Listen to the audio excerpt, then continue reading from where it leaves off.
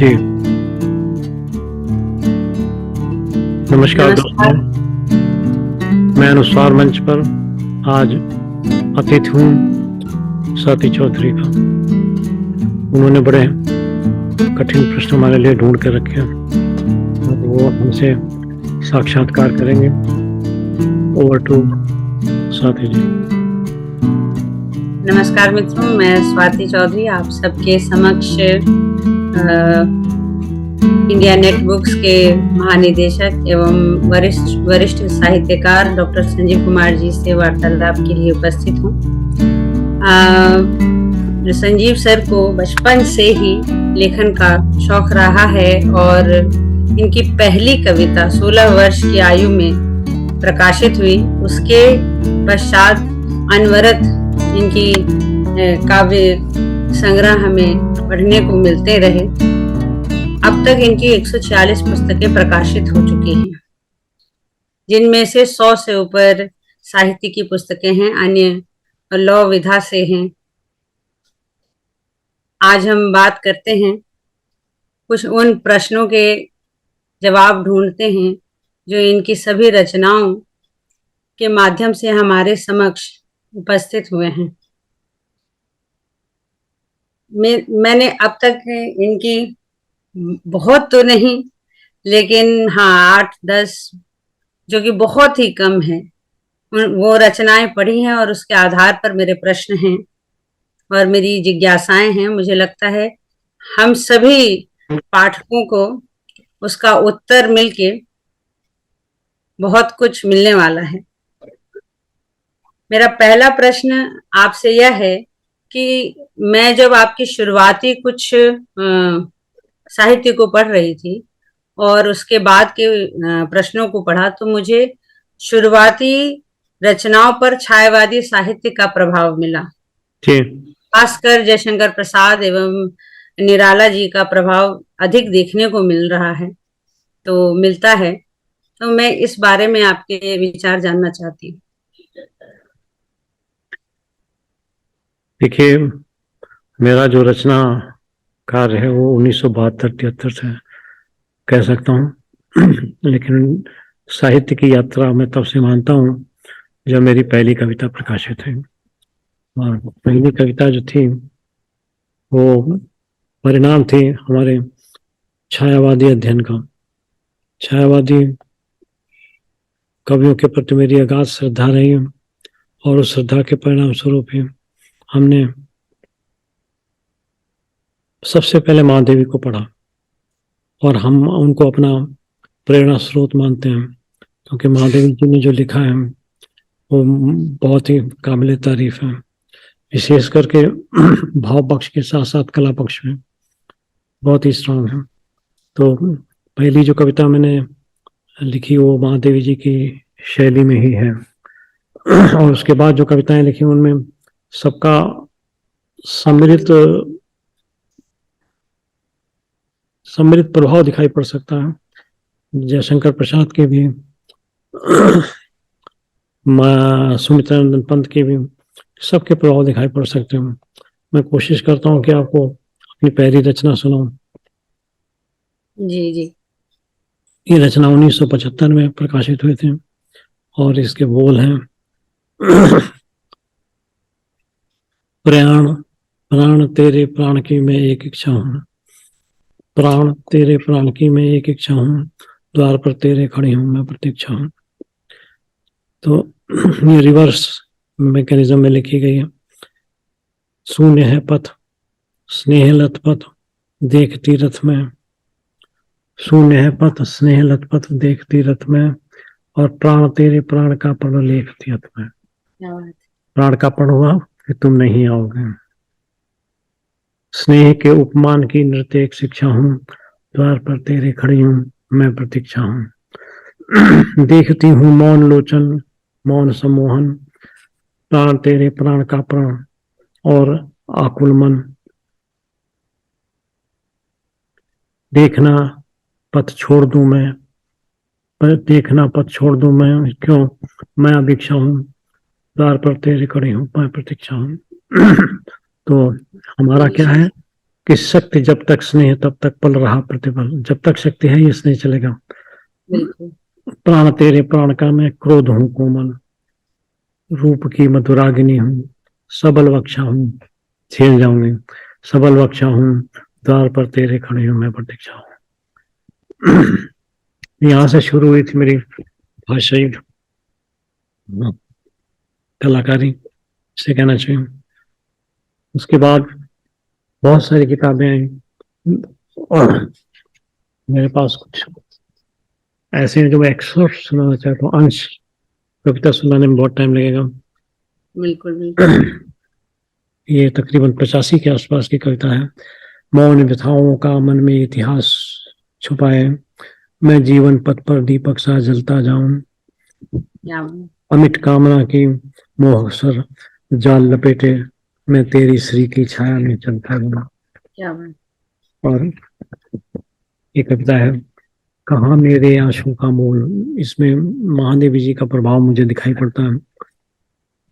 परस के दुख के मधु हिंदोल, ये तो सुमित्रा ने पद आ गया। परस के दुख के मृत्यु हिंदोल, मौन करुणा का नीरव बोल, छलकते कोमल पलकें छोड़ खोल, कहाँ मेरे आंसू का मोल। तो क्या शुरुआत बात। हुई महादेवी जी से और बाद में पंत जी समा गए। मन से भाव होके में बिल्कुल। जयशंकर प्रसाद झलकने लगे। नयन के मुक्ताओं के हाथ सजल जीवन के मंद प्रकाश और धीरज के लघु पग डोल, कहाँ मेरे आंसू का मोल। विकल मानस की व्याकुल आस, इनका लघु भंगों पर लाश, गहन चिंता के स्वरण बोल, कहाँ मेरे आंसू का मोल।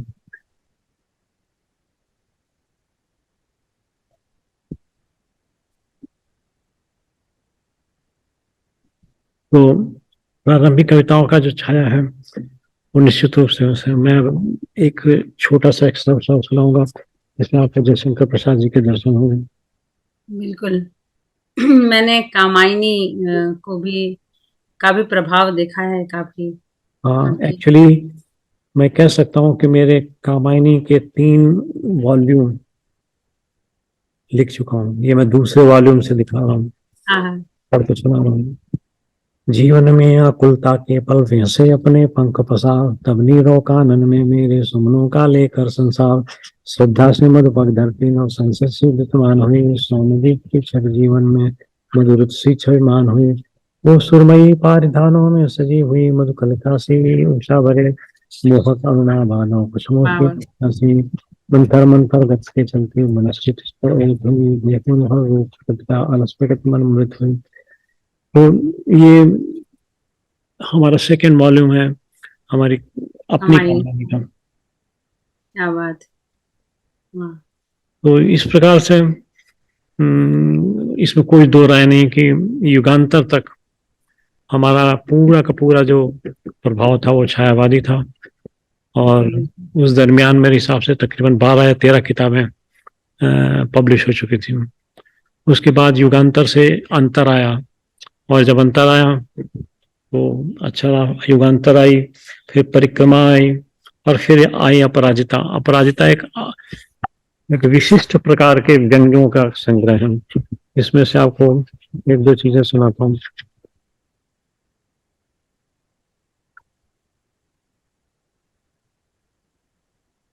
हम देवता क्यों बनाते हैं एक पत्थर को, हम देवता क्यों बनाते हैं एक पत्थर को, हम क्यों कैद कर लेते हैं उसे मंदिर में, जानकर जानकर भी कि पत्थर के पांव नहीं होते। क्या हम बात। उससे बातें करते हैं जानकर भी कि वो सुन नहीं सकता।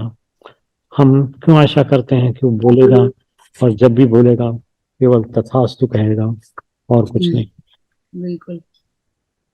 तो इसमें कुछ विशेष प्रकार की व्यंग रचनाएं हैं।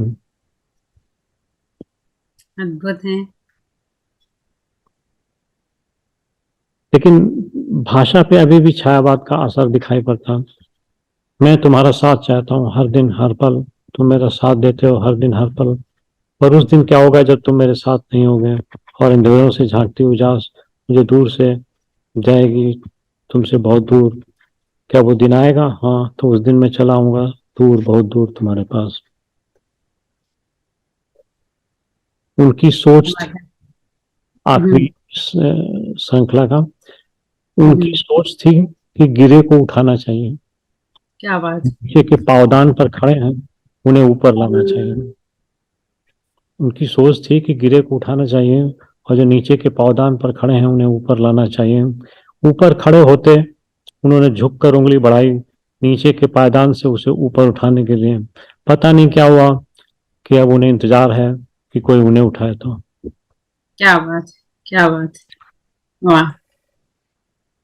हमारे सपने आज जले तिनकों की तरह होते हैं जो हमारे सामने लहराते रहते हैं, और हम मायूस से उन्हें देखते रहते हैं और सोचते रहते हैं वर्षों तक कि उनको पकड़ना आसान नहीं है।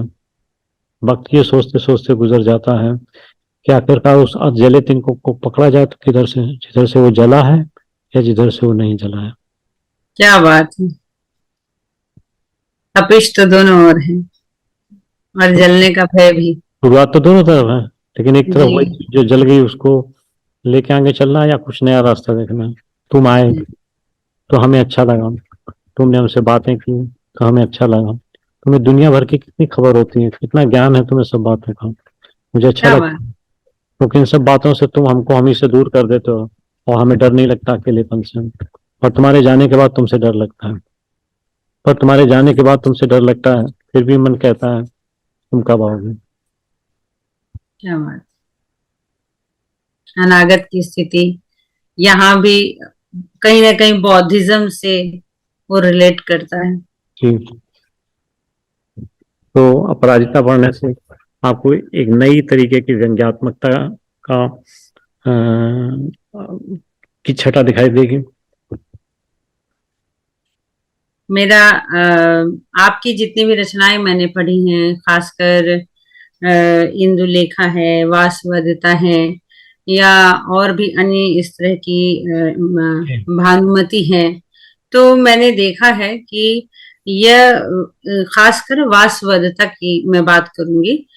उसमें पहले तो श्रृंगार है, फिर भक्ति है। श्रृंगार बढ़ते बढ़ते भक्ति की चरम तक पहुंचता है, और इसमें काम और आध्यात्म के द्वंद की अभिव्यक्ति देखने को मिलती है। जी। तो इसको लिखते, काम और आध्यात्म की अभिव्यक्ति को लिखते वक्त आपने क्या महसूस किया, क्या अनुभव किया, और इसके क्या संदर्भ रहे? देखिए, वासव दत्ता में जो थीम है वो बड़ी सिंपल थीम है। देवी प्रज्ञा पर यही तम है गिरा, देवी प्रज्ञा पर यही तम है गिरा, और चक्राकार मानो घूमता, रत क्रियाओं से सदा अज्ञान से और वशीभूत होकर हृदय की वृत्ति से। तो हृदय की जो वृत्ति होगी, अगर प्रेम होगी तो प्रेम, वासना होगी तो वासना, जो भी चीज काम के संदर्भ में है। लेकिन कहानी में हमको हमारी जो शुरू होती है इस बात से शुरू होती है कि अगर किसी स्त्री को उसके प्रणय निवेदन को ठुकरा दिया जाए तो वो कैसा महसूस करती है। बिल्कुल। क्योंकि कहते इसीलिए कहा गया है रामायण में कि स्त्री के प्रणय निवेदन को ठुकराना भ्रूण हत्या का पाप लगता है। बिल्कुल। हाँ, बिल्कुल। के संवाद में है। यह वेद में हमने भी है। हमने वही लिखा है कि स्वप्न मुग्धा से ऑब्सेस्ड, किंतु निराश, नयन कोरों में किंचित नीर, हृदय में पीड़ा, विस्मय, मौन। यही स्थिति होती है यदि किसी स्त्री को ठुकरा दे कोई, तो वो चुप होती, उसको समझ में नहीं आता कि ऐसा हुआ क्या यार, ऐसा क्या बात थी, मैंने इतना कहा, लोग तो पीछे पीछे भागते हैं, हमको तो पूछा भी नहीं। तो सोचती बिल्कुल बिल्कुल। खिन्न और विभ्रम एक तरुणी, लघुमंद चरण, स्निग्ध सुषमा, लतिकाच्छद कुंद, शांत सी पवन, गहन स्पंदन, मलिन सा वेश। ये उसने मलिन सा वेश बनाया हुआ है और चारों तरफ सुषमा फैली हुई है, लेकिन इसके बावजूद भी वो उससे प्रभावित नहीं हो रही। वो स्वप्न मुक्त बिल्कुल। है, वो इस शौक में है कि उसे मना क्यों किया गया। तो यहाँ से शुरू होती है।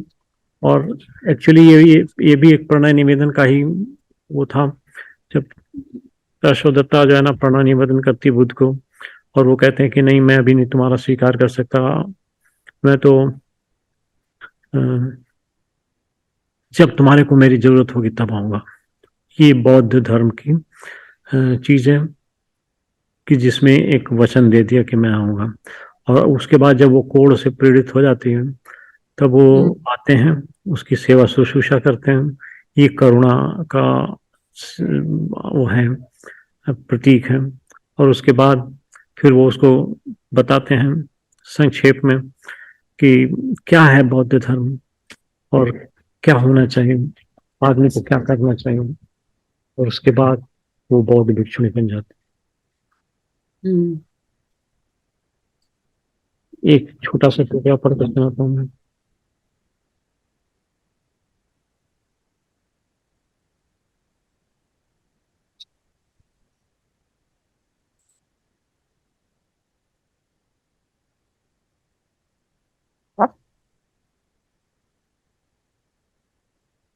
तभी एकाकी उस वन में अचानक लगी बिछड़ने क्रांति, और मलयानल सी उत्फुल्ल बह उठी पवन निखिल वन आंदालोकित हो गया, शून्य में गिरा हुआ वो भाग। तो जब वो आ रहे हैं तब की बात है।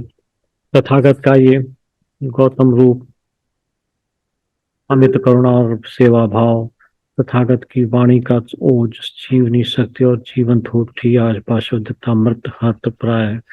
वो उसकी जब सेवा शुश्रूषा करते हैं तो ठीक हो जाती है। विकल होकर वो बोली, देव मुझको नहीं ये विश्वास था कि आप आएंगे, और व्यथा में मेरी आज भी मेरे कष्ट में जो जनित है मेरे अपने ही कर्मों से, स्वयं के लोभ में, स्वार्थ में और वासना के देह में वो मुझे प्राण देंगे। तो तथागत बोले प्रेम से, देवी प्राणियों में दुख जीवन अंग है। अब यहाँ से थोड़ा दार्शनिक सुर, दुख जीवन और अंग है, और वो दुख है जनता प्राणी स्वयं, न कोई जग में और। क्षणिक सुख की चमक चपल्ला सी कभी, और नीरज सा सकल जीवन निबल। काम क्रोध और मोह में सिमटा हुआ मदमाता जीवन, कहो क्या अर्थ है। स्वार्थ की एक कृति, तृष्णा द्वेष, ये सब किस लिए, सोचो भनते क्या प्राप्य है। वासना उद्दाम तन का रोग है, एक पल का सुख पुनः तृष्णा हुई, इसलिए जीवन बड़ा संघर्ष से पतन से हो, और ये उत्कर्ष से किस लिए आप ही सोचें, भला क्या कुछ मिला, इसलिए जीवन जिया क्या अंत है, किस लिए ये कार्य तृष्णा से परे, इसलिए तन सुख व्यथाएं अनंत हैं। Like that. यहाँ पर एक जगह आपने कुछ दो लाइनें मुझे याद आ रही हैं, वो मैं कहना चाहती हूँ कि देख कर आज आपको सम्मुख मैं स्नेहातुर यों हो उठी प्रण यात्रा में लीन।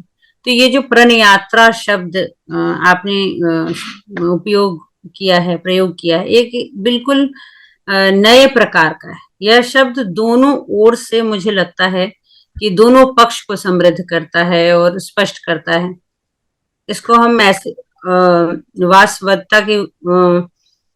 दत्ता की ओर से अगर देखें तो प्रणय त्रा है, और अगर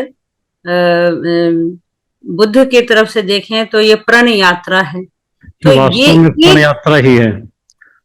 हाँ, दोनों अपने अपने प्रण के मुताबिक अपनी अभिव्यक्ति कर रहे हैं, और प्रणय नहीं है, प्रणय की कोई यात्रा दोनों के बीच शुरू नहीं होती। नहीं, इसमें नहीं होती है, बस उसकी जो उत्कंठा है, जो वासव दत्ता जो अपना पक्ष रखती है, तो वह प्रणय पक्ष जो रखती है वो भी पूर्ण हो रहा है कि उसका पक्ष भी है। और ये एक मध्य का नया प्रायोगिक शब्द है जो दो अलग अलग मानसिकता को बता रही है। ये तो पाठकों के द्वारा किया गया विशिष्ट अन्वय है।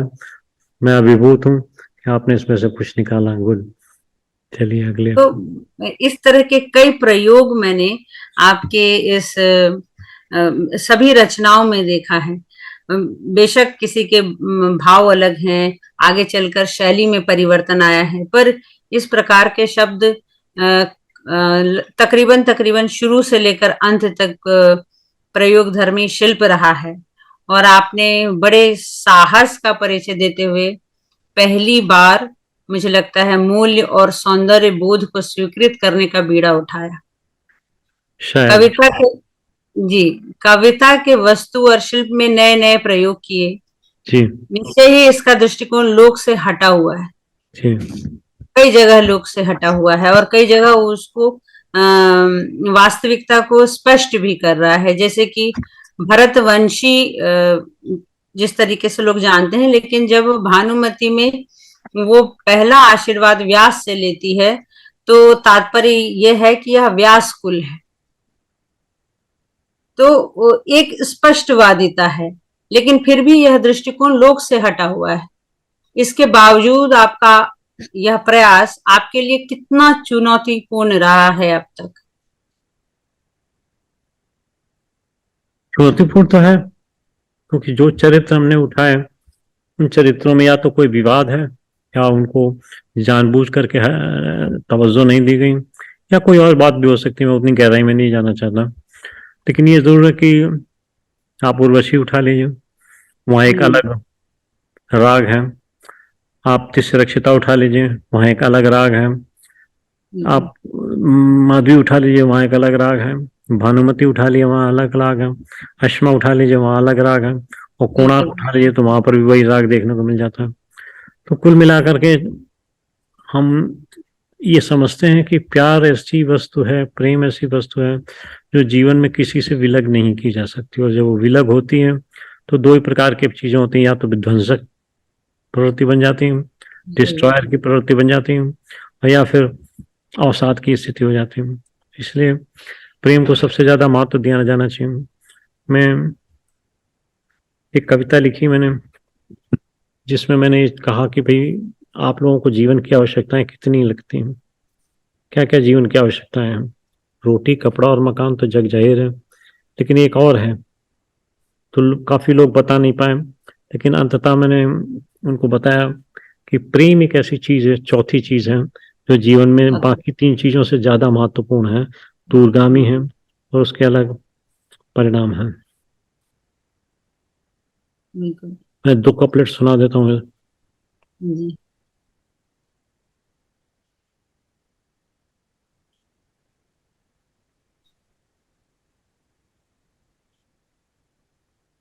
एक सेकंड,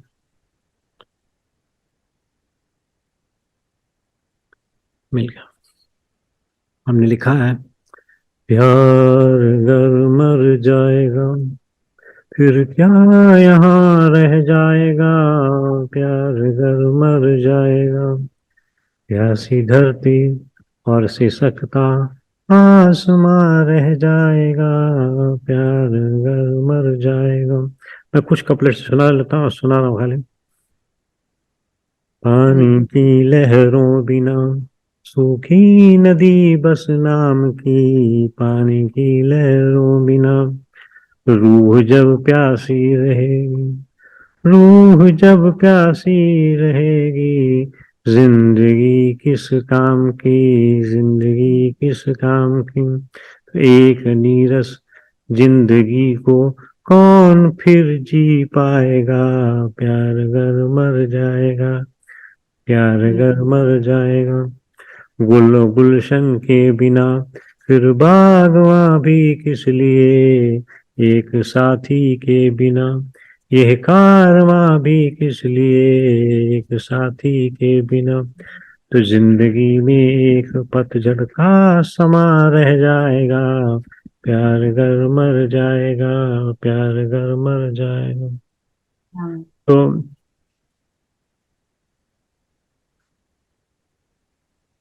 प्रेम और प्रणय ये हमारे प्रबंध काव्यों में झलकता है। जहाँ तक काव्य संग्रहों का सवाल है, वहां पर तो बहुतायता है और सॉफ्टनेस है शुरू के काव्य में। उसके बाद भी जो यथार्थवादिक रूप में लिखने का, समकालीन कविता के रूप में लिखने का प्रयास किया है, उन समकालीन कविता में भी कोमलता, शब्दों की कोमलता, भाषा की प्रांजलता, मुझे लगता है मैंने कोशिश की है। बाकी तो आप लोग, पाठक लोग बताएंगे। जी बिल्कुल बिल्कुल, आपने बिल्कुल सही कहा। क्योंकि मुझे लगता है कि याददाश्त हमेशा शरीर की होती है, रूह को केवल प्रेम याद रह जाता है। और भौतिक जितनी भी आवश्यकताएं हैं वो केवल शरीर की है, चाहे वो रोटी, कपड़ा और मकान हो, वो रूह की आवश्यकता है नहीं। इसीलिए प्रेम हमेशा ही प्रथम स्थान लेता है, विद्रोह का कारण बनता है और क्रांति का आधार भी होता है। एक अपनी एक स्थिति के बारे में बताता हूँ। मैं ईश्वर को मानता तो हूँ, उस सत्ता को इग्नोर करना या उदासीन होना या उसे अलग समझना संभव नहीं, लेकिन मैं लड़ लेता हूँ और उनसे कहता हूँ कि भाई ये सब क्या तमाशा है। तो इसी जगह हमने एक जगह लिख दिया, तेरी उपासना तेरे लिए हो सकती है एक क्षुद्र प्रयास, क्या क्योंकि तुम बात। समझते हो स्वयं को शक्तिमान, तुम हम्म, समझते हो सब स्वयं को बड़ा विशाल। पर कौन पूछेगा तुम्हें यदि मेरी साधना तुम्हें दिव्यता न दे। क्या बात, क्या बात। कौन पूछेगा तुम्हें यदि मेरी साधना तुम्हें दिव्यता न दे। ये तो संभ्रम था, मानकर अन्य था। मैं खुद की उपासना करता, मैं स्वयं खुद की उपासना करता और हो जाता मैं भी तुम्हारी तरह विशाल, शक्तिमान और दिव्य, किंतु यही न समझ पाया मेरा विश्वास। क्या बात है। यहाँ पर सूफी कवियों की झलक साफ साफ दिख रही है कि जितने भी सूफी संत हुए हैं या अ, अद्वैतवादी संत हुए हैं, तो जी उनका भी यही मानना था कि ब्रह्म और जीव की उपासना होती है। जब जीव अलग हो जाता है तो ब्रह्म को आना पड़ता है। तो आपने भी कुछ ऐसी ही चुनौती दी है। नहीं, मैं तो बहुत ही शैशवी गीत भी लिखे मैंने कि मिलना तुमसे 100 बार हुआ, संकोच भरा मन कह न सका, सके तुमसे मन को प्यार हुआ। क्या बात, क्या बात है। आगे बढ़ते हैं। शुरू के जो आपकी प्रकाशित कविताएं हैं और काव्य संग्रह हैं, तो उसमें कलागत और सौंदर्य शास्त्रीय सीमाओं का आपने कई बार अतिक्रमण भी किया है। यही अतिक्रमण युगांतर से एक नया मोड़ ले लेती है। जी इस परिवर्तन पर आपके क्या विचार हैं? देखिए, प्रारंभिक तौर में कविताएं लिखते लिखते हम अपने मन से, जो मेरे मन में आत्मिक अनुभूति जो होती थी वो हम लिखा करते थे। लेकिन ऐसा लगा कि शायद वो समकालीन कविता के साथ मर्ज हुए बिना, समामेलित हुए बिना शायद उतना सही नहीं होगा। तो इसीलिए लिखा है कि मन के सपनों को देना चाहा था स्वर, सारी उम्र खोजते रहे अक्षर, पर क्या किस्मत बात, को नहीं था मंजूर, मंजिल से दूर कट गई उम्र, खोजते रहे अक्षर। क्या बात। अक्षर, तो अक्षर, यहाँ अक्षर। से नए अक्षरों को खोजने का प्रयास शुरू किया। और ये मन पाखी है जो उसके बाद आई थी, युगांतर के बाद। हम्म, इसमें शुरू में लिख दिया है कि जीवन एक महाभारत है, रण में रोज उतरना। जीवन एक महाभारत है, रण में रोज उतरना। वे 18 दिन का रण था, नित ही तो रण करना। मोह पास में बंधा हुआ मन गीता रोज सुनानी। कर्म योग में लिखनी है जीवन की रोज कहानी। क्या बात। पल की आकांक्षा में पलते हैं प्रवास जीवन के, और वेदना में हो जाते हैं असफलता के क्षण में। यूं तो ये संसार उसी की इच्छा से चलता है, फिर क्यों मोह पास में बद कर मानो नित चलता है। क्यों अभिमन्यु सदस्य हम निस दिन चक्रव्यूह से लड़ते, योद्धाओं सी समस्याओं से में हम हैं क्यों कर पड़ते। क्यों दुर्योधन कर्ण विभीष से रोज सामना होता, तो गज भूमि वांछित है पर महाकामना बहुत। तो इस तरीके से काफी लंबा है। लास्ट में लिखा है, उठो महाभारत छोड़ो, प्रेम प्रीति फैलाओ, गले मिलो संगीत बनाओ, मिलकर जश्न मनाओ। तो यहाँ से शुरू हुआ कि जीवन की महाभारत को एक अलग तरीके से लड़ना चाहिए, और वो बस। जीवन एक महाभारत है आपके विचार से। तो पलट गई कहां से कहानी। हम्म। मैं भी कुछ चार पंक्ति आपकी जी पढ़ना जी जी चाहती हूँ, अवश्य। जो कि इंदुलेखा से ही है। मैं प्रलय जलधि को जैसे, मैं प्रलय जलधि को जैसे, मन में भरकर चलता सा, अब मन में भरकर चलता सा जो एक नया प्रयोग है एकदम ही। बिल्कुल मुझे नहीं लगता है कि जलधि और मन को इस तरीके से चलने के रूप में कोई प्रयोग किया होगा किसी ने। मैं प्रलय जलधि को जैसे मन में भरकर चलता सा, उन मिलित से नैनों में वारिद पल पल गलता सा। तो तो जब ज्यादा रोएंगे तो समंदर ही रखना पड़ेगा ना अंदर। बिल्कुल बिल्कुल। लोग कहते हैं कि समंदर के आंसू नहीं दिखते, लेकिन स्वाद आंसू का और समंदर का नमकीन ही होता है। जी बिल्कुल सही और कह रहे और नमक गलता जरूर है और गलाता भी। हैं, गलाता भी है। तो इसी के इसी जो नए नए प्रयोग आपने किए, नए नए प्रतीक और बिंबों का सहारा लेकर आपने अधिकतर सामाजिक कुंठाओं की अभिव्यक्ति की है कि किस प्रकार से समाज हावी हो जाता है। जैसे कि जो भानुमति है उसमें आपने एक मुहावरे का उपयोग किया है, प्रयोग किया है, न घर की रही रही घाट की। यह सच है कि अगर कोई न घर की रही न घाट की रही, ये तो सामान्य मुहावरा है, लेकिन इसका प्रयोग आपने उलट करके उसको स्पष्ट किया है। तो आपने इस प्रकार से कई बार नए प्रतीक और बिंबों का सहारा लेकर सामाजिक कुंठाओं की अभिव्यक्ति की, जो उनके रुग्ण मन का उदाहरण प्रस्तुत करती है। जी इस विषय में आपका क्या मानना है? देखिए, जब हम भाषा की खोज करते हैं संप्रेषण के लिए, तो हमें ये देखना होता है कि हम किस स्तर की भाषा का प्रयोग करें, पाठक वर्ग कौन सा है और कथानक क्या है। उसके आधार पर ये निर्णय करते हैं कि क्या भाषा प्रयोग करें। हमारी आगे ये विषय आएगा, लेकिन हमारी जो प्रेस में चल रही है लंकेश्वर, उसमें हमने जो लिखा उसे बार बार पढ़ता हूँ।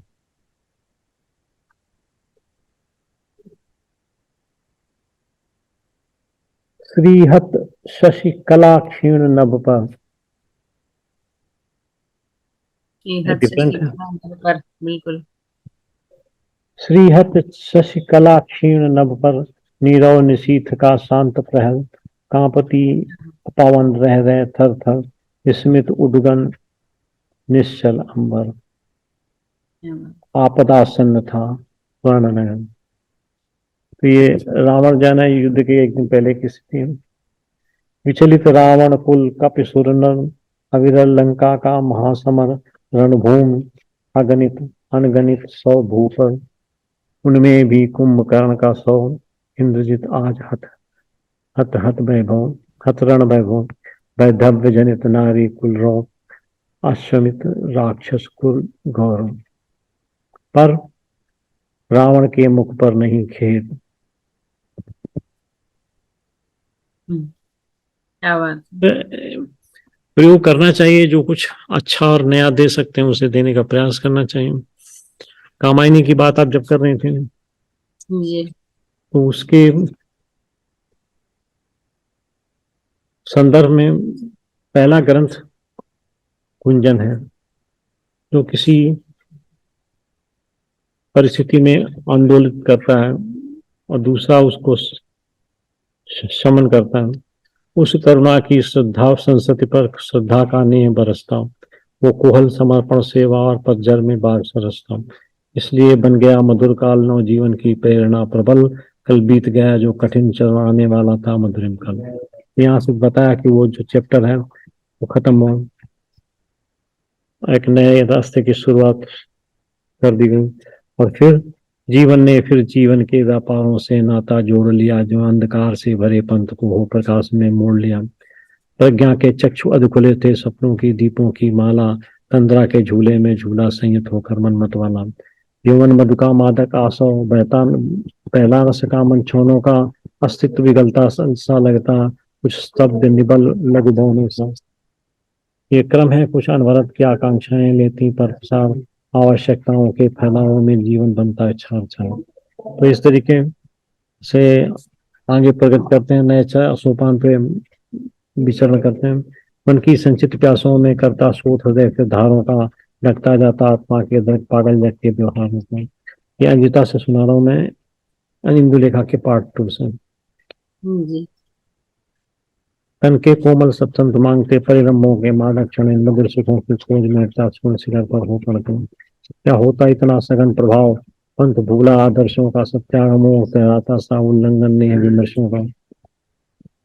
तो बिल्कुल शैली जो है ना वो मैच कर जाती है। बिल्कुल। और वह न सिर्फ जयशंकर प्रसाद और निराला महादेवी वर्मा पंत आदि छायावादी कवियों का प्रभाव दिखता है, बल्कि मैंने संस्कृत साहित्य को भी महसूस किया है कई जगह। जैसे कालिदास को आपने भी यक्ष कथा, यक्ष कथा, यक्ष कथा में के माध्यम से वहां भी रखने मैंने रिवर्स थ्योरी का प्रयोग किया है स्वाति जी, कि उसी से पूछा है कि भाई क्या है, क्या रामलीला है, क्यों ऐसे हो रहे हो, तो वो बताता है सब कुछ।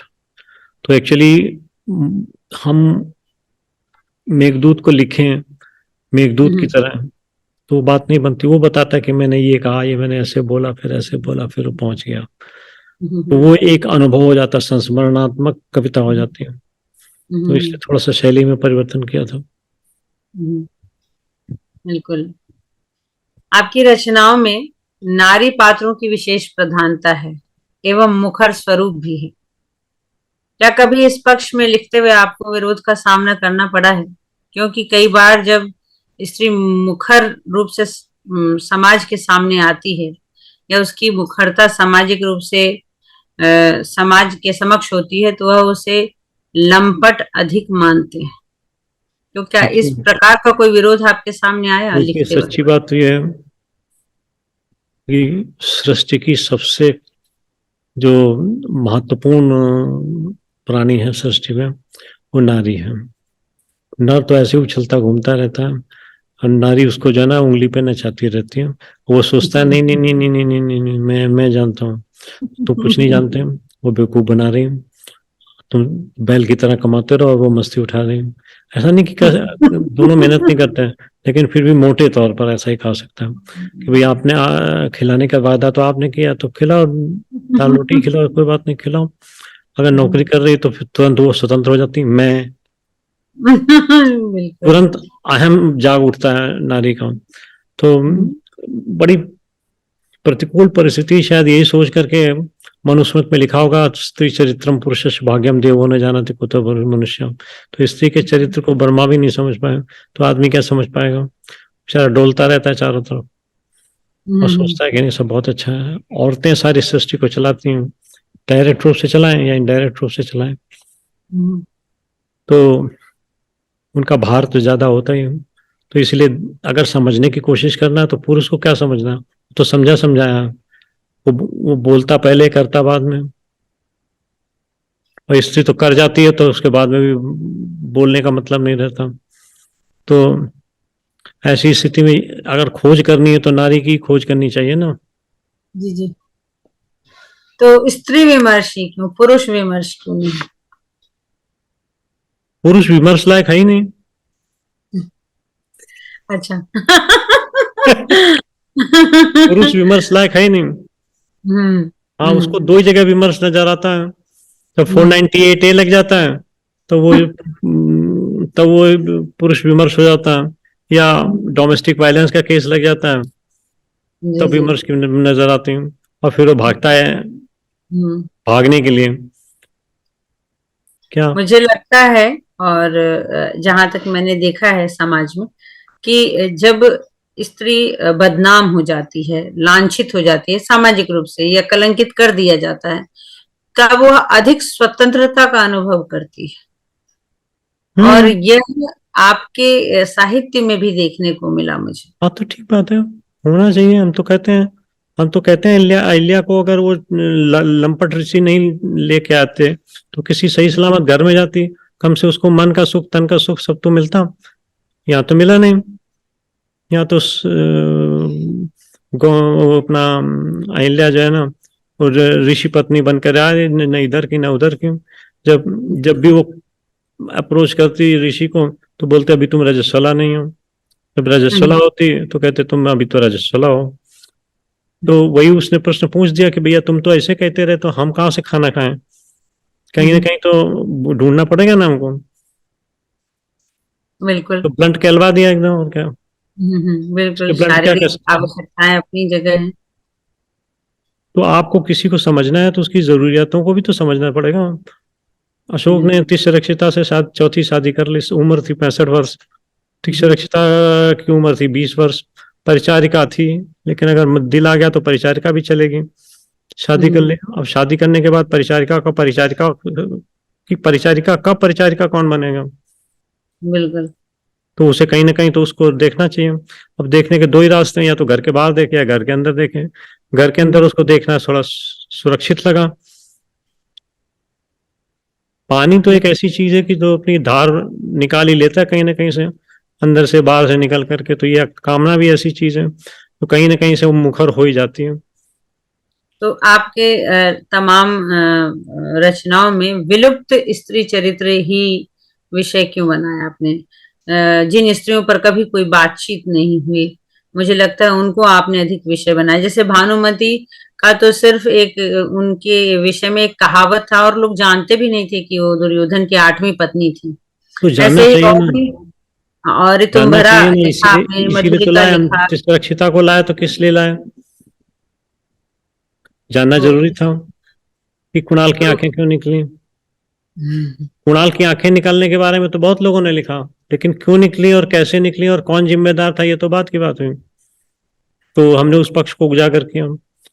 उर्वशी में सबसे महत्वपूर्ण बात यह थी कि उर्वशी और पुरुरवा की कहानी तो रामधारी सिंह दिनकर लिख गए, लेकिन वो तो एक सीधी प्रणय की कहानी थी, संयोग की कहानी थी। उसमें से कुछ अर्थ तो निकलता नहीं था। अर्थ तो वहां निकलता था जब उसने गुस्सा होकर के प्रणय निवेदन के ठुकराए जाने पर शाप दे दिया, और ऐसा शाप दिया जो 1 वर्ष के अज्ञातवास के लिए काम भी आया। तो ये पर्पसफुल शाप था, बिल्कुल। काम आया। लेकिन सवाल ये कि वहां गुस्सा तो था ही ना कि मेरी बात को मना कर दिया। तीसरा खिताब में भी वही था कि मेरी बात को मना कर दिया। माधवी माधवी का चरित्र तो और भी बेचारी पूरी जिंदगी खटती रही, मरती रही, सबके सामने परोसी जाती रही। 4 4 लोगों ने उसके साथ भोग किया। 4 4 बच्चे पैदा हुए, लेकिन एक भी बच्चा काम नहीं आया, एक भी बच्चे को दूध न पिला सके। और जिसके लिए इतना सब कुछ किया वो वास्तव में कहता है अब तो तुम मेरी गुरपत्नी हो गई। जी। तो इसका मतलब ये हुआ कि सारा आदमी टालता रहा, अपना अपना उपयोग निकालता रहा, तो वो तो यूज हो गई ना लड़की। तो जी। उस यूज होने के बाद उसको क्या होना चाहिए, वितृष्णा होनी चाहिए ना। तो वितृष्णा हो गई, उसने उठा के सबको झापड़ मार दिया और जंगल की तरफ चल दी। तो स्त्री की स्वतंत्रता भी है, उसका उसका परिणाम भी है। और उसकी मुखरता तो है ही है। और आप भानुमति की तरफ आ जाइए, उसने कितनी तरीके से अच्छा अच्छा काम करने की कोशिश की, लेकिन अंततः उसको कहीं ना कहीं समझौते करने पड़े। जी। और इतनी महत्वपूर्ण चरित्र हो करके उसका किसी ने लेखा जोखा नहीं किया। ये तो क्या हमने है? जहां जहां से कहानी मिली लेकर के उसका एक लेखा जोखा बना दिया। अद्भुत कार्य हुआ भानुमति को लेकर। मुझे अब लगता अगली है कि अगली पुस्तक जो लंकेश्वर तो आपने देखी। मेरी जी। अगली पुस्तक है अग्नि परीक्षा, जी, सीता आधारित। जिसमें मैं सीता से के मन से बात कर रहा हूँ और ये देख रहा हूँ कि वो राम को क्या कहना चाहती हैं। क्या बात। उसके मैं साथ इन्हें 2 बार छल हुआ। अमृतलाल। 14 साल तो उसको वनवास में ले गए। जी। मैं 1 मिनट का टाइम लेता हूँ, अभी आता हूँ वापस। जी।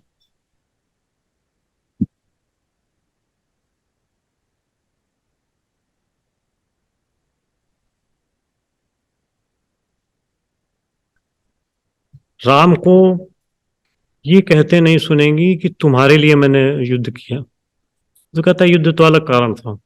जी। जी, मेरा भी प्रश्न यही था कि पहले भी हमारी जब बातचीत हुई थी तो उस बातचीत के दौरान आपने राम को स्त्री विरोधी बताया था। बिल्कुल आपके पास इसके प्रमाण भी हैं। है, वो आपको पता है। तो जी, तो इस विषय में आपका क्या कहना है कि देखिए, आपके राम न अनुसार राम सिर्फ स्त्री विरोधी कैसे रहे? राम न सिर्फ स्त्री विरोधी थे, वो थोड़ा सा हीन भावना से ग्रस्त थे।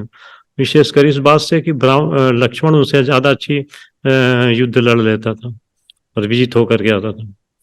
तो वो थोड़ा हीन भावना से ग्रस्त थे, और हीन भावना से ग्रस्त व्यक्ति को अगर कोई विजय उसके नाम लिख दी जाए तो वो तुम पगला जाएगा।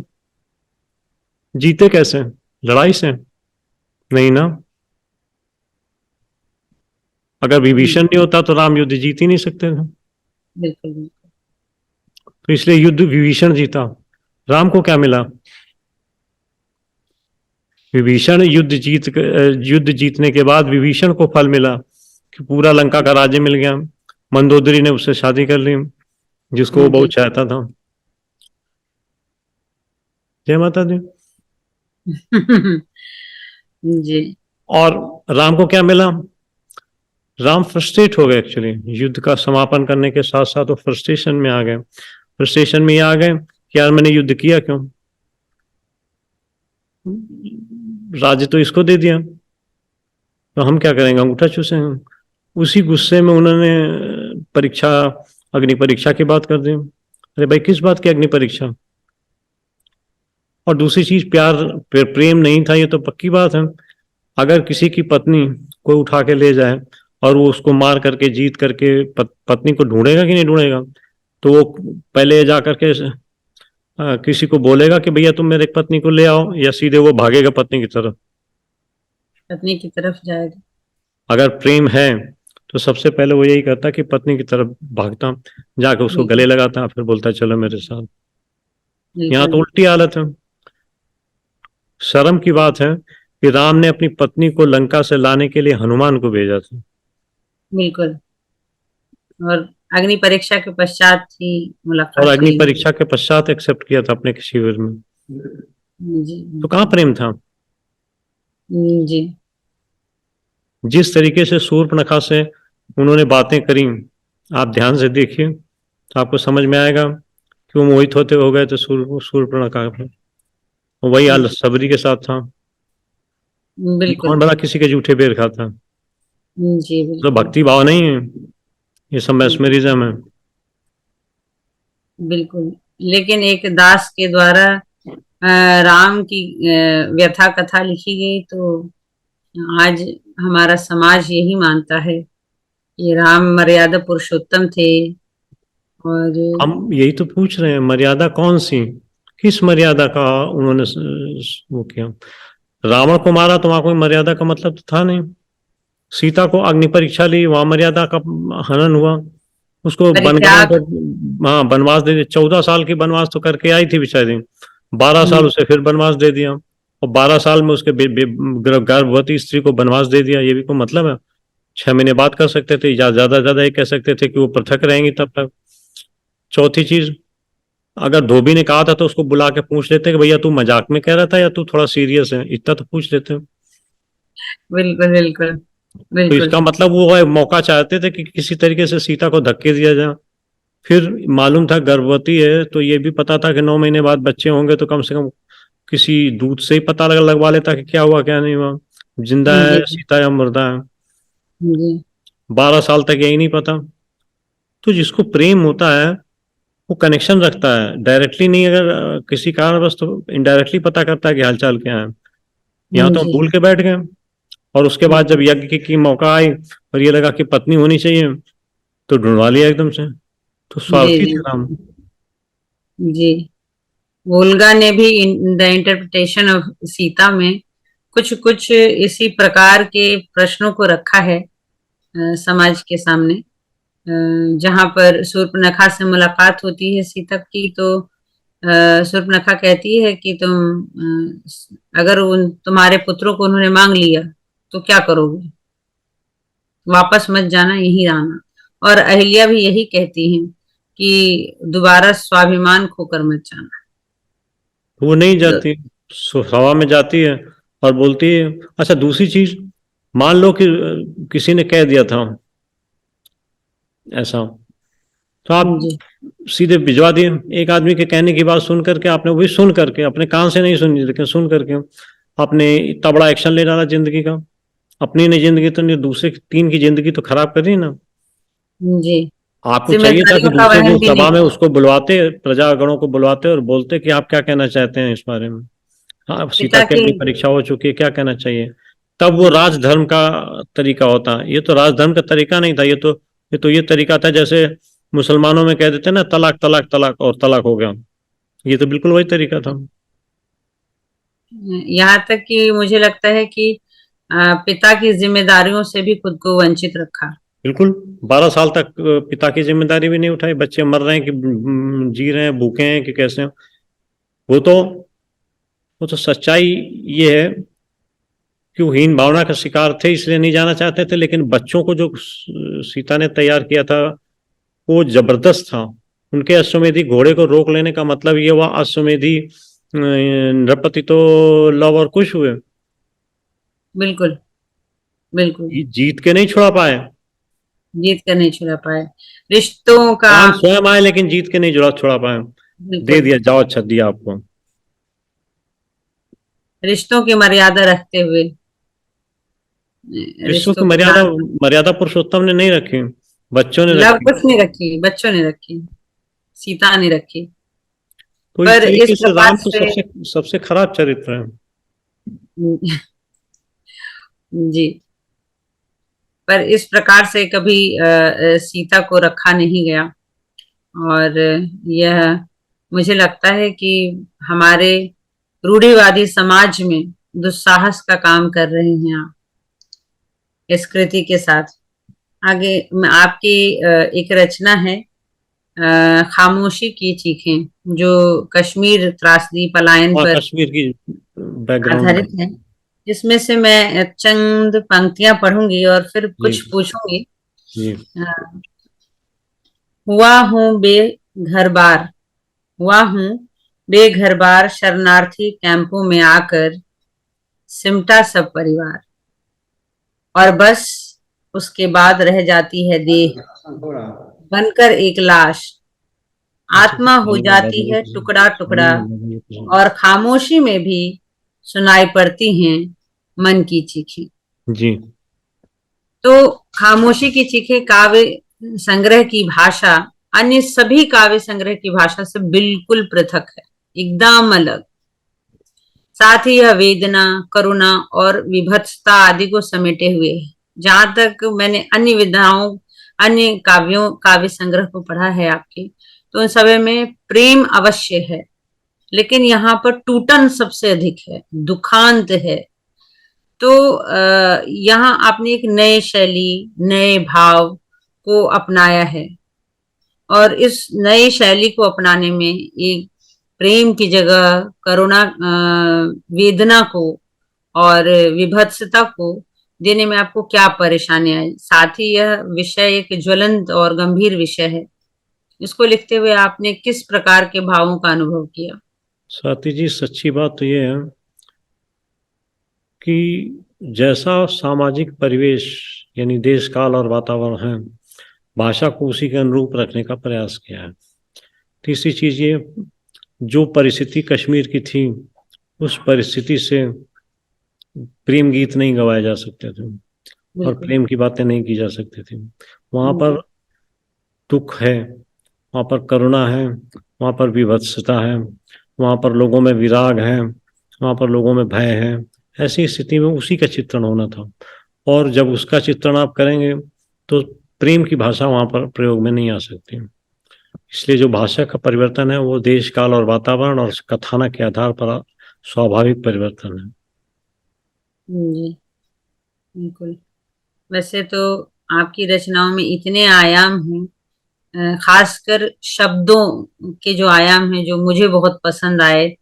और मुझे लगता है कि कोई भी व्यक्ति जो अपना शब्दकोश बढ़ाना चाहे तो उसे आपकी रचनाएं अवश्य पढ़नी चाहिए, अवश्य पढ़नी चाहिए। ये मेरा व्यक्तिगत अनुभव है।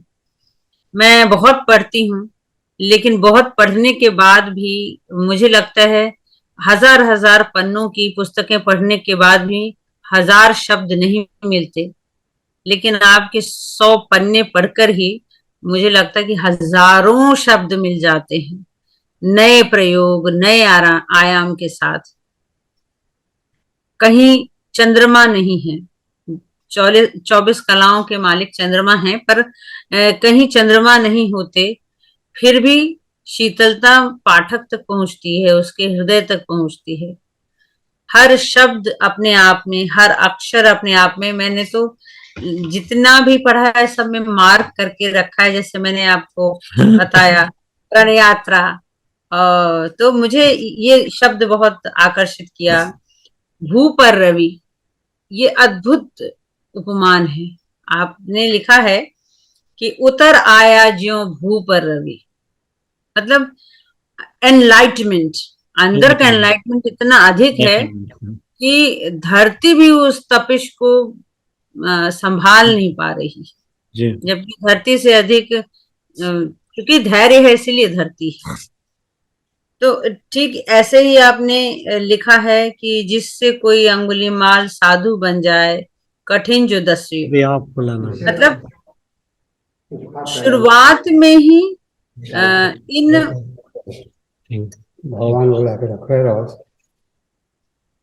शुरुआत में ही ये जो कथन आपने कह दिया, जिससे कोई अंगुलीमाल साधु बन जाए, कठिन जो दस्यु हो जाए, मतलब आपने पहले ही आगाह किया कि वासवदत्ता का भिक्षु नहीं बनना तय है, क्योंकि उसने भू पर रवि के दर्शन किए।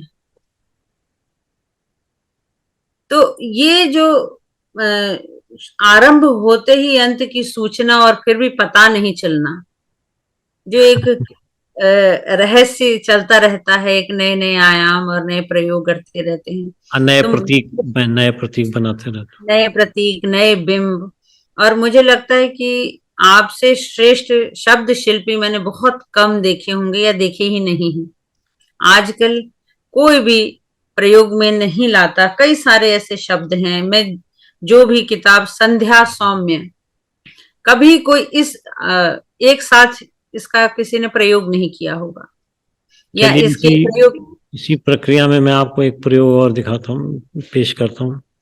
शासन जो सौम्य, सौम्य शासन, किसी ने प्रयोग ही नहीं किया कि शासन भी सौम्य हो सकता है। स्वर्ण काल लोग लिखते हैं, लेकिन स्वर्ण काल क्यों है? क्योंकि वो शासन सौम्य है। सौम्य कैसे है?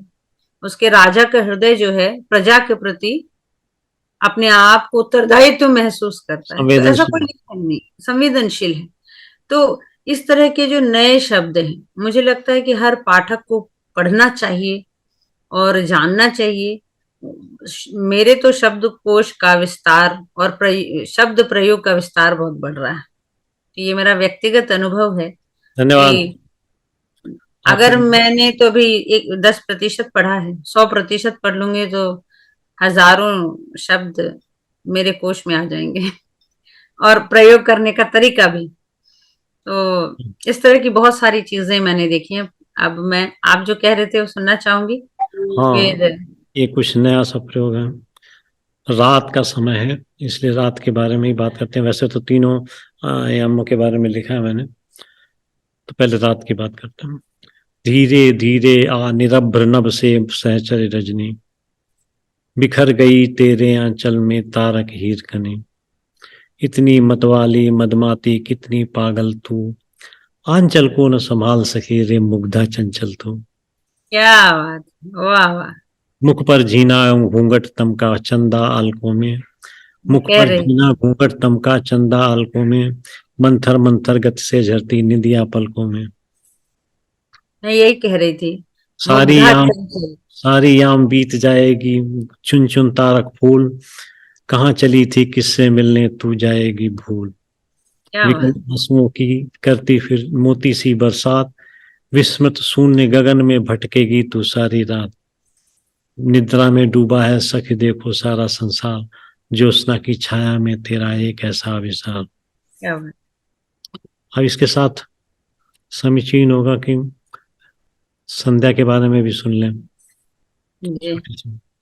ताम्र दीप्ति, संध्या के लिए जो शब्द प्रयोग, ताम्र, ताम्र दीप्ति, बिल्कुल। श्यामल छवि सुंदर, जी। कर क्षितिज से आती भू पर, हम्म। श्यामा अरुण तन कांति अचंचल, तापस पारिधान सित वलकल, सौम्य तापसी बाला मुग्धा, शुभ कर सुखमा जीवन सुखदा, श्रांत जगत में भरती मधुरिम स्नेह सुधा सुख कावर, सुख कर पावनतम, अलस जगत मुस्काता पल पल, देख दिवस अवसान सुकोमल,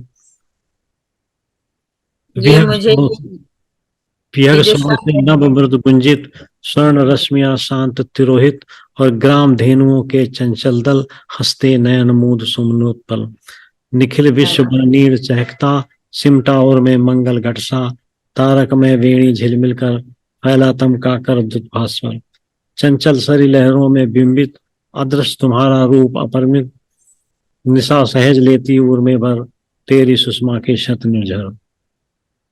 क्या बात है। ये संध्या इसमें देवी। जो जी, इसमें जो आपने वो ताम्र रंग से जो ताम्रदीप। बताया है, ताम्र दीप्त, तो ग्रीक माइथोलॉजी में एक कंसेप्ट चलता है कि बचपन से ही रजत भस्म में, स्वर्ण भस्म में और ताम्र भस्म में बच्चों को रखा जाता है। बड़े होकर उनका जो शरीर होता है उस रंग में आ जाता है, वो दीप्त करने लगता है, अच्छा। जिसको वो कहते हैं रजत कीमिया, कांस्य कीमिया या ताम्र कीमिया, स्वर्ण कीमिया। तो ये उसका भान होता है।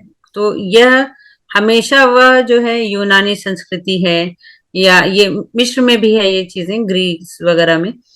तो उनकी माइथोलॉजी में है कि हमेशा देवताओं के लिए उपयोग किया जाता है। जो दिव्य पुरुष होते हैं उनमें विशेष गुण के और लिए किया जाता है। इस कड़ी का की आखिरी कविता उषा, जी। अरुण अरुण सा गगन क्षितिज पर बिखराती मुस्कान, उषा पहन कर निकली स्वर्णिम किरणों के परिधान, आभा दीप्त सौम्य मुखमंडल, स्मितमय नयन युगल, रूप राशि को देख हो उठे वियगमौन चंचल, वक्षोजों पर धारे धरे कलश अरुणिम ज्योतिर्मय बिंदु, नव गंगा में मुरझाई सी रजत कमलिनी इंदु, क्या बात है।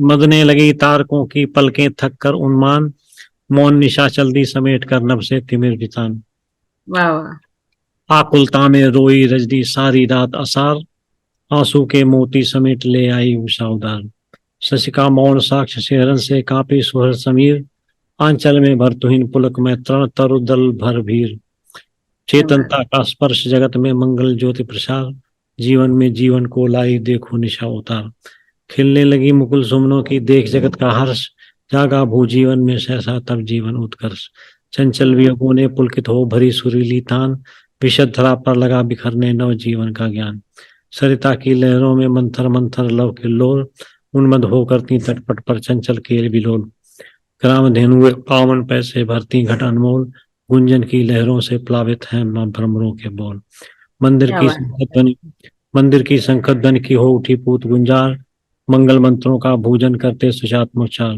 नयनों में भर उठा मुखर हो जीवन का उत्साह, उषा बहाने लगी जगत में नूतन प्राण प्रभाव। बट यहाँ भी कुछ है, आओ उषे अरुणिमे मंगल दायिनी स्वर्ण किरण, रितम भरे कर लो मैं पावन स्पर्श प्रकाश चरण।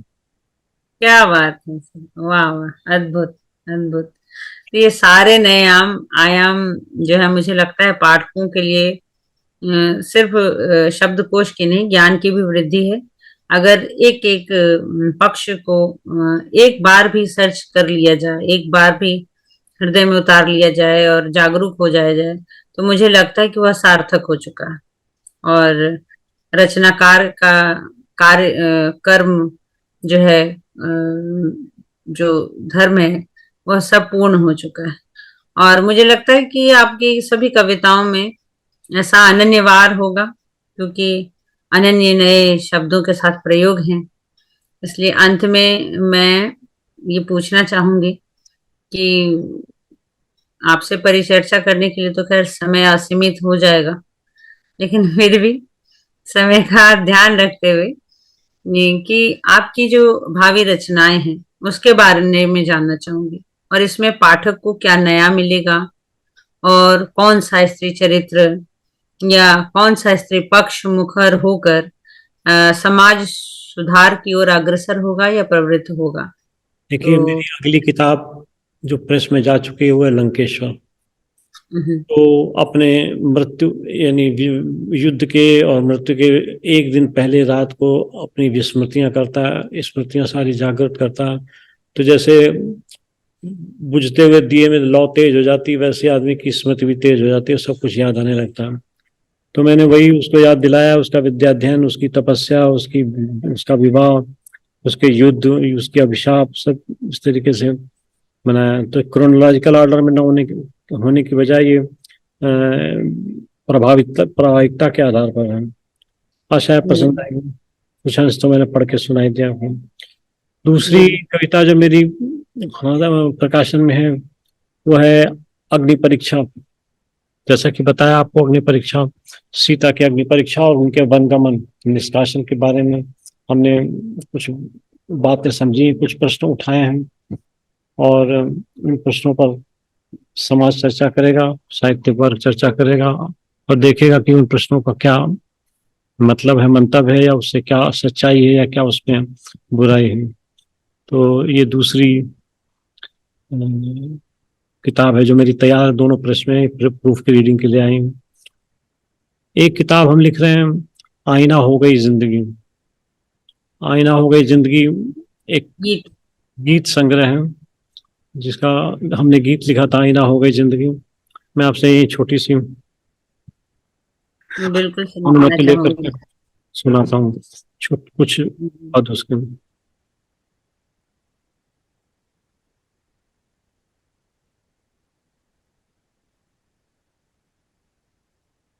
याद आए सभी बीते दिन, याद आई वो सारी खुशी, याद आई गमों की घड़ी, आईना हो गई जिंदगी, आईना हो गई जिंदगी। हाँ वो बचपन के दिन, वो खिलौनों के दिन, खेल के दांव सब याद आते हैं अब, खिलखिलाती है मन में खुशी, आईना हो गई जिंदगी। हाँ, दोस्ती यारियां, खुशियां दुश्वारियां, मिलना और छूटना, जुड़ना और टूटना, याद आती है हर वो घड़ी, आईना हो गई जिंदगी। हाँ वो ख्वाबों के दिन, वो किताबों के दिन, मीठी परियों के दिन, मद भरे पल अछिन, कैसा कैसा सफर वो हंसी, आईना हो गई जिंदगी।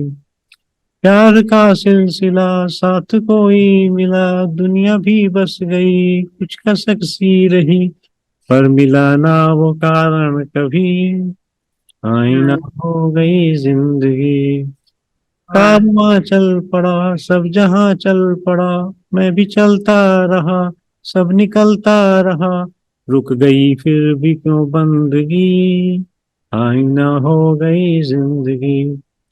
दिल में सबकी खुशी हो तसल्ली भली, झूठे सब मायरे, अध खुले दायरे, कोई दिल से न पूछा कभी, आईना हो गई जिंदगी। क्या बात। अब्रू पहले पटल पर हुए हैं अटल, कुछ सुहाने से पल, कुछ रूहानी गजल, गीतों में ढल गई बेबसी, आईना हो गई जिंदगी। तो इस गीत के साथ अन्य 50 गीतों का संकलन आ रहा है, आईना हो गई जिंदगी। क्या बात। और डैशबोर्ड पर इस समय दो किताबें चल रही हूँ। पहली है उत्तरा। अरे वाह। अभिमन्यु की पत्नी। जी, पहली है उत्तरा, दूसरी है हिडिंबा। क्या बात है, हिडिंबा को तो कभी किसी ने लिखा ही नहीं। तो हिडिंबा से बर्बरिक तक लिखना चाहिए ना। बिल्कुल बिल्कुल। वो और बर्बरी इतना से खाटू बलशाली श्याम। बलशाली परिवार था जिसने अपनी इतने त्याग किए। हिडिंबा ने त्याग किया, फिर घटोत्कच ने त्याग किया, फिर उसके बाद में बर्बरीक ने त्याग किया। इस त्याग को कहीं तो रेखांकित होना चाहिए। बिल्कुल। तो क्या ये बात। दो नई चल रही हैं। और बच्चों की कविताएं और कहानियों पर भी थोड़ा थोड़ा ध्यान दिया। पीछे 4-5 किताबें निकाली थी नई, तो उस अब सोच रहे हैं बच्चों पर भी थोड़ा लिखें। तो शिशुओं से, शिशु ग्रेड से लिखना शुरू किया, शिशुओं पर हो गया, अब किशोरों पर लिखने का प्रयास किया जाएगा, ताकि सेगमेंट के हिसाब से लोगों को पढ़ने को मिल सके। तो 50 किताबें तो कम से कम लिखनी चाहिए। क्या बात, क्या बात। बहुत बहुत बढ़िया, मुझे लगता है पाठकों को बहुत कुछ मिलने वाला है। 12 हो गई ऑलरेडी। क्या बात है, क्या बात है। और मुझे नहीं लगता है कि 38 पूरे होने में ज्यादा समय लगेगा। नहीं हमें नहीं अवश्य मिलेगा। हमें अवश्य मिलेगा। मैं आपकी आज की मधुशाला से चंद पंक्तियां बोलकर इस वार्ता को विराम देना चाहूंगी। ठीक है। मदिरा सारे दुख भुलाती, मदिरा सारे दुख भुलाती, पीड़ाएं सब मिट जाती। सत्य वचन बोला करता है हर कोई पीने वाला, मत वाला मुश्किल से दिखता, मदहोशी हावी होती। मत वाला मुश्किल से दिखता, मदहोशी हावी होती। राम बचाए मंजिल बनती, कूड़ा घर नाली नाला। क्या बात है। क्या बात है, अद्भुत। तो इसी पंक्तियों के साथ, और मुझे लगता है कि कुछ अन्य पंक्तियां भी हैं जो जीवन से संबंधित हैं। सुना दीजिए, और सुना दीजिए, हाँ, समय की कोई कमी नहीं है। बस विकास का नाम, यात्रा कठिन किंतु जीवन की है। हाँ, आकांक्षा। बस विकास का नाम, यात्रा कठिन किंतु जीवन की है। कहाँ कामना पूरी होती, जीवन में भी मन की है। इन्हीं पंक्तियों के साथ मैं इस वार्ता को विराम देना चाहूंगी, और आपका बहुत बहुत धन्यवाद कि आप धन्यवाद, बहुत बहुत धन्यवाद कि पाठकों आपने से दो चार हुए। शॉर्ट और नोटिस पर, शॉर्ट नोटिस पर इतनी बढ़िया वार्ता कर डाली। और मुझे अच्छा इस लगा कि ये जो वार्ता है ये कथानक पे, उसके भाषा शैली पे हुई, तो ये ज़्यादा सार्थक या चर्चा रही, बजाय इसके कि एक नियमित या स्टीरियोटाइप चर्चा होती। सो आप बधाई के पात्र हैं इतने अच्छे प्रश्न बनाने के लिए। और धन्यवाद। हम 1-1.5 महीने बाद पुनः मिलेंगे, हमारी 2-3 किताबें और आ जाती हैं, ताकि बिल्कुल उन पर भी चर्चा की जा सके। आशा है बिल्कुल। आप उपलब्ध रहेंगे। बहुत बहुत वो धन्यवाद। अब लत लग चुकी है अच्छी कविताओं की और नए शब्दों की, तो मुझे भी इंतजार प्रतीक्षा रहेगी। नहीं, क्या लगता है आपको, अपन ठीक लिखते हैं ना? बहुत अद्भुत, बहुत अद्भुत, बहुत बढ़िया। मुझे तो